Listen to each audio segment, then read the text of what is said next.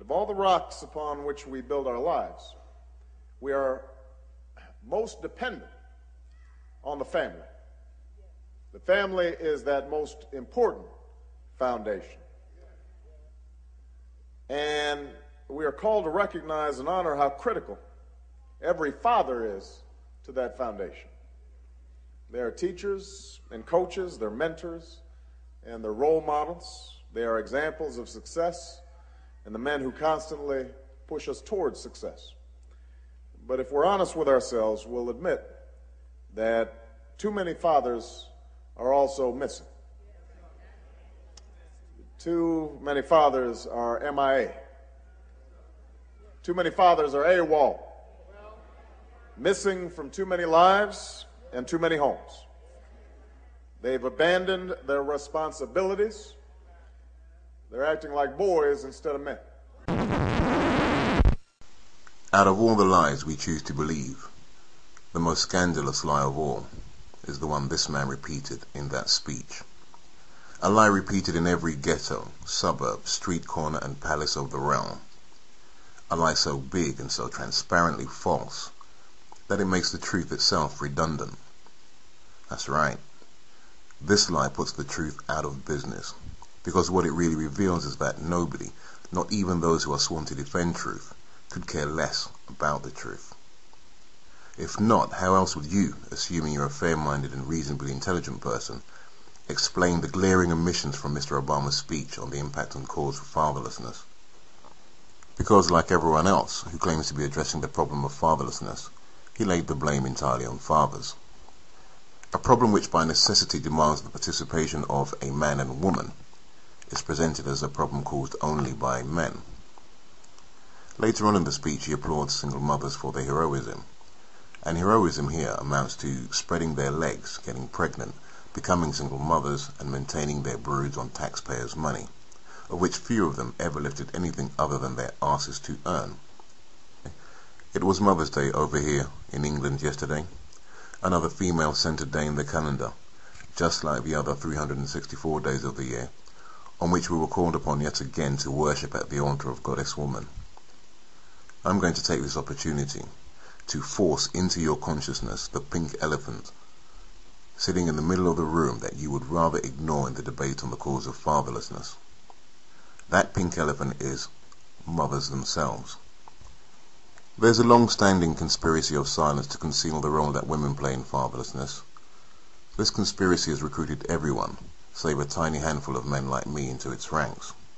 In a world of uncertainty where everything is up for question, the one thing that goes unquestioned is the notion that men are solely to blame for fatherlessness.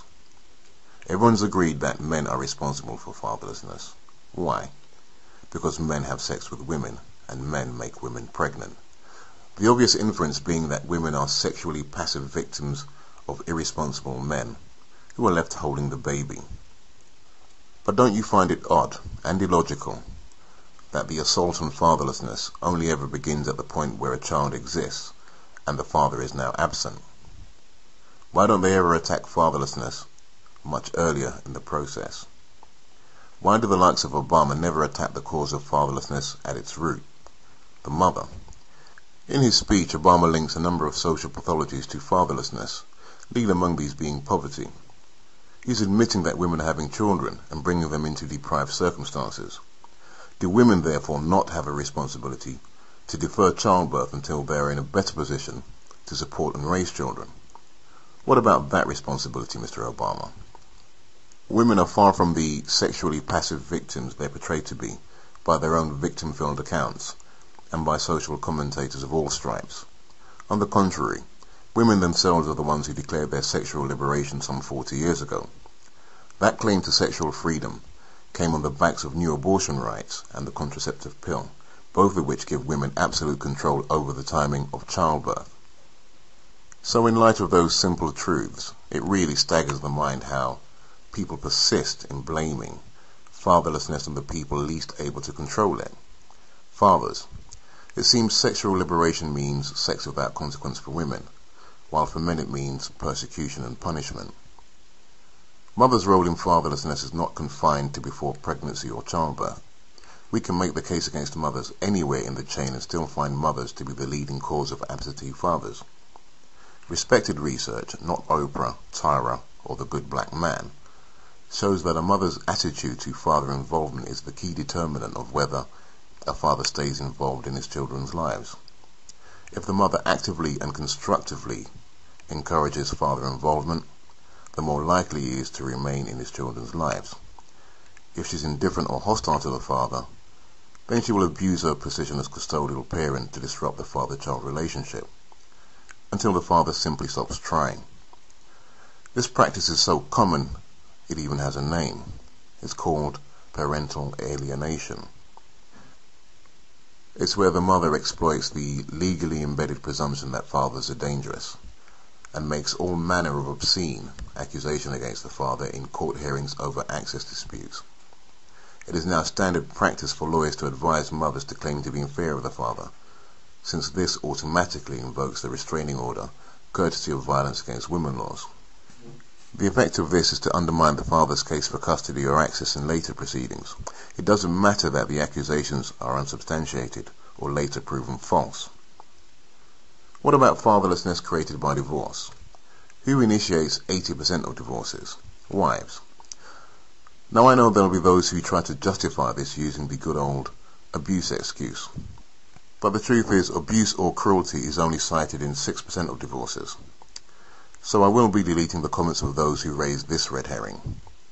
Infidelity is cited by men and women in equal numbers, so those women who love a cheating dog story won't find an avenue to blame men and play victim on that one either. The leading reason women give for destroying stable families is drifting apart, not feeling appreciated, boredom, all bundled up in the neutral phrase, irreconcilable differences. The real reason women divorce is the same reason most people do anything, because they can.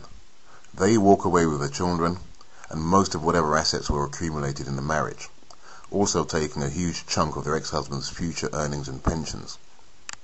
The reason so many women have children out of wedlock is exactly the same, because they can, courtesy of the package of welfare benefit entitlements activated by pregnancy and childbirth. There never has been a movement of men who claimed children don't need fathers. The most vocal voices diminishing the value or need for fathers has been that of mothers, Oprah, Tyra, and a host of other rabidly anti-male forces that have dominated the debate on family life. A 70% out-of-wedlock birth rate and an 80% wife-initiated divorce rate is not the result of irresponsible husbands and fathers abandoning their families. It's not the result of a few women making some bad choices in men.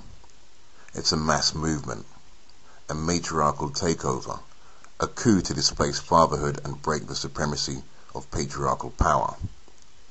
Blaming the poor outcomes for fatherless children on absent fathers is as absurd as blaming the police for crime that occurs in their absence. How can you blame someone who was not there for the outcomes of the actions of someone who was there?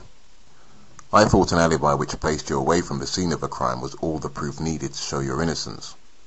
Fatherlessness is indeed the cause of most of the social pathologies we see in our communities today, but absent fathers are not to blame for that.